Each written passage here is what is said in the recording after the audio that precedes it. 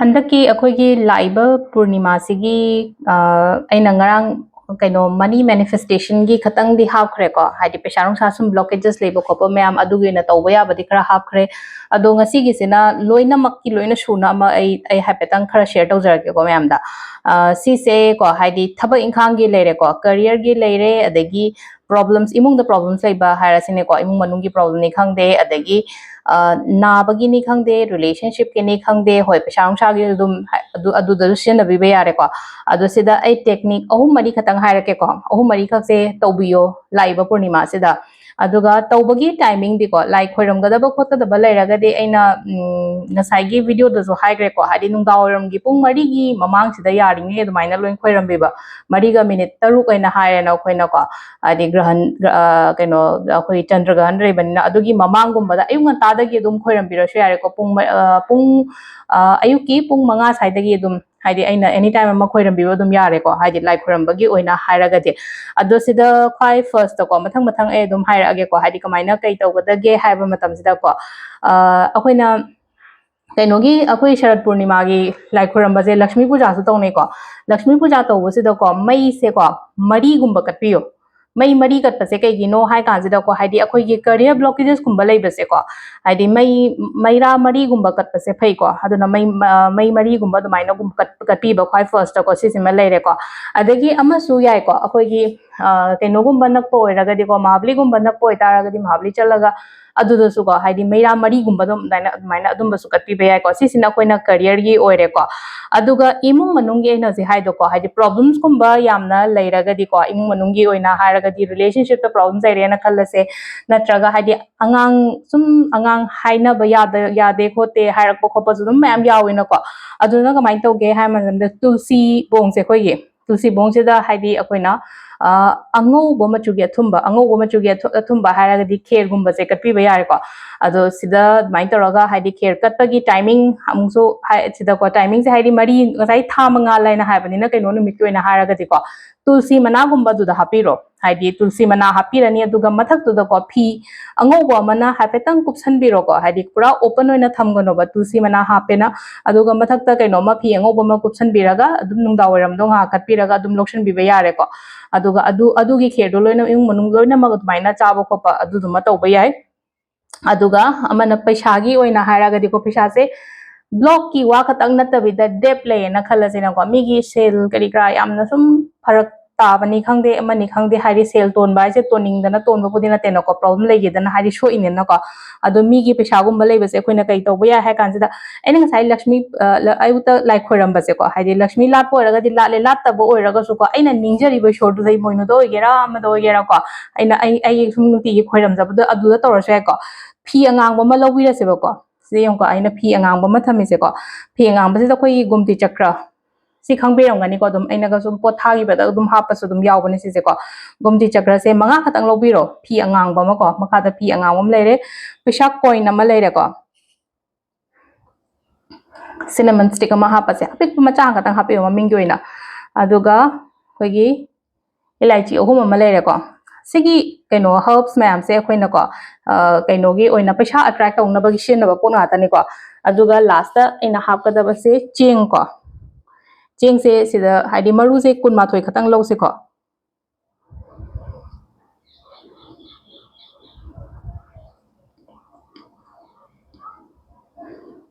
ꯆꯦꯡ ꯃꯔꯨ 12 ꯑꯃꯒ ꯁꯤꯁꯦ ꯂꯩꯔꯦꯅꯀꯣ ꯑꯗꯣ ꯁꯦꯡꯒꯥꯎ ꯑꯉꯥꯡꯕ ꯑꯣꯏꯔꯁꯨ ꯀꯩꯁꯨꯕꯨꯗꯤ ꯀꯥꯏꯗꯦꯀꯣ ꯐꯤ ꯑꯉꯥꯡꯕꯗ ꯑꯣꯏꯅ ꯇꯧꯕꯤꯔꯁꯨ ꯌꯥꯏ ꯐꯤ ꯑꯉꯥꯡꯕ ꯃꯆꯦꯠ ꯑꯃ ꯍꯦꯛꯇ ꯑꯍꯟꯕꯒ ꯁꯨꯝ ꯂꯩꯕ ꯈꯣꯠꯄ ꯂꯩꯔꯒꯗꯤ ꯃꯆꯦꯠ ꯑꯃꯈꯛꯇꯪ ꯀꯛꯊꯠꯄꯤꯔꯒ ꯑꯗꯨꯒ ꯁꯤꯁꯦ ꯀꯤꯁꯤ ꯀꯤꯁꯟꯕꯤꯌꯣ ꯂꯪ ꯑꯃ ꯇꯧꯔꯒ ꯍꯥꯏꯗꯤ ꯀꯤꯁꯤ ꯂꯪ ꯑꯉꯥꯡꯕꯒꯨꯝꯕꯅ ꯑꯗꯨꯝ ꯀꯤꯔꯣꯀꯣ ꯀꯤꯁꯤꯁꯦꯀꯣ ꯑꯗꯨꯒ ꯑꯌꯨꯛꯀꯤ ꯑꯩꯅ ꯂꯥꯏ ꯈꯣꯏꯔꯝꯕ ꯃꯇꯝꯗꯨꯗ ꯊꯝꯃꯣ ꯁꯤꯁꯦ ꯊꯝꯃꯅꯤ ꯀꯠꯂꯅꯤꯅ ꯑꯗꯨꯒ ꯀꯠꯄ ꯈꯣꯠꯄ ꯂꯣꯏꯔꯀꯥꯟꯗ ꯀꯗꯥꯏꯗ ꯊꯝꯒꯗꯒꯦ ꯍꯥꯏ ꯀꯥꯟꯁꯤꯗ ꯑꯩꯒꯤ ꯄꯣꯠ ꯆꯩ ꯊꯝꯐꯝꯒꯨꯝꯕ ꯂꯩꯅꯀꯣ ꯄꯣꯠ ꯆꯩ ꯍꯥꯏꯔꯒꯗꯤ ꯁꯅꯥ ꯊꯝꯐꯝꯅꯤ ꯈꯪꯗꯦ ꯄꯩꯁꯥ ꯊꯝꯐꯝꯅꯤ ꯈꯪꯗꯦ ꯄꯥꯛꯁꯤꯅꯤ ꯈꯪꯗꯦ ꯑꯗꯨꯗ ꯂꯩꯁꯅꯣ ꯑꯩꯒꯤ ꯄꯩꯁꯥ ꯊꯝꯐꯝꯒꯤ ꯄꯣꯠꯇꯨꯗꯀꯣ ꯑꯗꯨꯗ ꯂꯩꯁꯅꯣꯀꯣ ꯁꯤꯁꯤꯃ ꯂꯩꯔꯦꯀꯣ ꯑꯩꯈꯣꯏꯅ ꯇꯧꯕ ꯌꯥꯕꯁꯦ ꯀꯩꯅꯣꯒꯤ ꯑꯣꯏꯅ ꯍꯥꯏꯗꯤ ꯄꯩꯁꯥꯒꯤ ꯑꯣꯏꯅ ꯂꯩꯔꯦꯀꯣ ꯉꯁꯥꯏꯒꯤ ꯖꯣꯕꯀꯤꯁꯨ ꯍꯥꯏꯈꯔꯦ ꯑꯗꯒꯤ ꯍꯦꯜꯊ ꯏꯁꯨꯁ ꯂꯩꯕ ꯈꯣꯠꯄ ꯑꯩꯅ ꯍꯥꯏꯕꯗꯣ ꯍꯥꯏꯗꯤ ꯇꯨꯜꯁꯤ ꯕꯣꯡꯗ ꯀꯩꯅꯣꯝꯃ ꯀꯠꯂꯣ ꯑꯗꯨꯒ ꯍꯥꯏꯗꯤ ꯑꯉꯧꯕ ꯃꯆꯨꯒꯤ ꯄꯣꯠ ꯑꯃ ꯀꯠꯂꯣꯅ ꯍꯥꯏꯕꯁꯦ ꯁꯤꯁꯤꯃ ꯂꯩꯔꯦꯀꯣ ꯑꯗꯨꯒ relationship ki ama su lairi relationship ki nataba ama haidi scripting gumba tawbase yam phai ko akoi gi new moon ni khangde new moon hairaga de akoi gi thashi ni khangde purnima ni khangde scripting gumba tawbase yam phai ko aduga relationship ki ama na kamaina tawgada gi haidi symbol ko red color pencil na bio relationship tawbase paisa gi na green gumba se nai na ko love ki symbol ama smaina haidi akoina energy circle gumba sum semina ko haidi kaino gi oiraga na haidi paisa gi oiro natra career gi oiraga di energy circle gumba semina ko sidana aigi maming du iyoba aigi ming ko haidi isagi ming ni ko sida idoise isagi sida idoise isagi maming irani na ko aduga ngasagi aina relationship phahaningi ba mi du gi maming se irase ba aigi partner gi maming doi sida irase ko aduga marak tai number ama haige ko marak ki number se akoina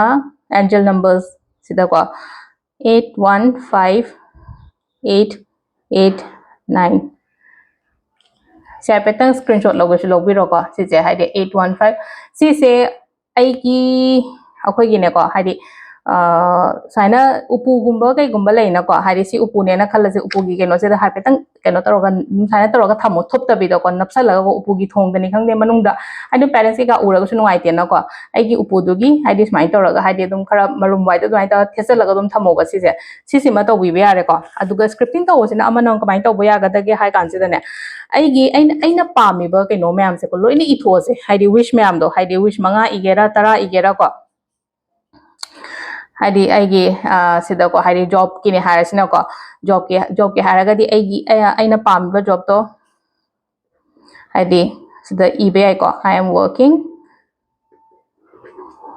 with so and so haidi aina jik tawriba company do ko aina company or natraga department ko I am working with haidi present tense se gadam ni ko haidi sigi aigi department do maming de irani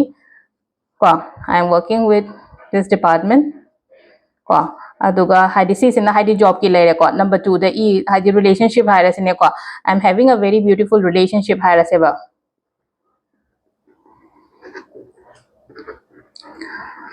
beautiful relationship with person maming do irashu yai ko with haidi magi maming do irashu yai ko haidi aina iningi ba ma'am do loina mak a happy to ra ko ma have example pire ko sida ko haidi maina tore ko le ko adagi earning hairasine ko my monthly income is ko aina pami ba do ko ai monthly income se business to ba hairasine ko business to ba di hairaga di haidi limited ti oide na ko aina pami do ani pamira ahum pamira 2 to 3 lakhs umbala haningira ai income de kare de ko adum ba ma'am do mai toro go loini ire na ko aduga bottle ama da ko si se hapo bottle ama da hapo do mapan da di thama manu se yum da dum imung da dum leijara suno haji grahan lei bani na ko atai puni ma da dum to bai ko haji si gi che se ko ising bottle se da hapa ga ko ahing dum ma thambira mo ko yung gi manung da dum leijara suno ngarang gi mani manifestation to gi badu ko haji ngai glass to ngatang pan da thamaga jong pusala ga haji pung ama ta jingai mamang da da si sina mo kai to ga da ko di bottle se da hapa ni na ko bottle se da hapa ga matung da haji next day da ko haji si gi ising se u pambi makhong da hijan bioba che su ka shukai de ko che du de dum pungpat patlani na ko haipetang aidi mi na ting tho ga yeng da na kano yeng ba da khang da na ba haipetang khara keno ta wo yan aina khara ne khai ki bo dia adu che du de dum hari loina ma ing pe ga du loi mutla mani ko kem tong ngai bu di ka shulai tre adu gi keno da na ising du na ai gi aina haiji u pambi makhong gum ba da hijalo ko wakhan da khallo ga haidi pambi sina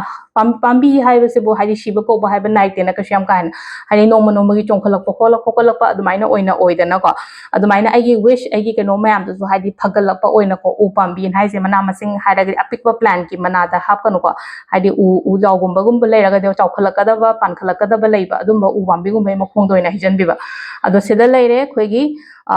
purnima numiki tawgada